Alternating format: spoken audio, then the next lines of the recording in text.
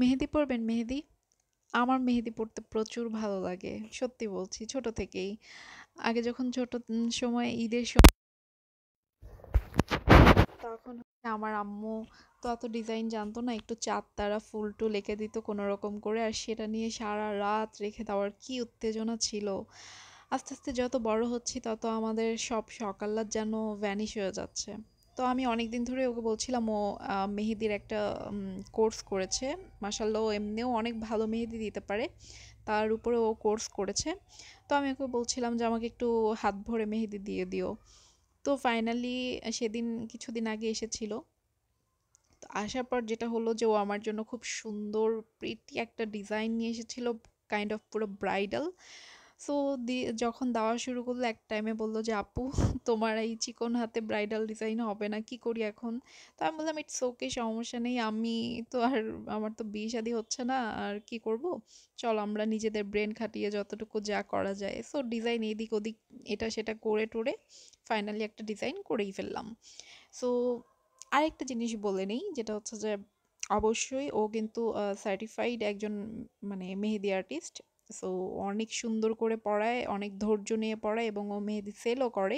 কারো যদি কম প্রাইসের মধ্যে হচ্ছে মেহেদি আর্টিস্ট দরকার হয়, সামনে ঈদ আসছে, এছাড়া হচ্ছে বিয়ে অথবা ব্রাইডাল শো যে কোনো ফাংশনের জন্য আপনি যদি মেহেদি পড়তে চান, তাহলে অন্য কোনো মেহেদি আর্টিস্টের তুলনায় কিন্তু 100% আমি গ্যারান্টি দিচ্ছি যে ও খুব সুন্দর করে যত্ন সহকারে আপনাকে আপনার মন মতো ডিজাইন অথবা খুব সুন্দর একটা ডিজাইন আপনাকে করে দিবে, এবং খুব চিপ প্রাইসে। যেমন আমার হাতের মেহেদিটা দেখছেন, এটা কিন্তু কাইন্ড অফ একটা সেমি ব্রাইডাল মেহেদি হয়ে যায়। এটা কিন্তু পড়তে গেলে ধরেন যে এপিট ওপিট পড়তে গেলে 2500 3000 এরকম খরচ হয়। আমি একদম মানে সর্বনিম্নটা বলছি। সো ও কিন্তু দেখা গেছে আমাকে যদি আমি যদি কাউকে রেফার করে দিই, সেক্ষেত্রে আরেকটু কম নিয়ে নিবে।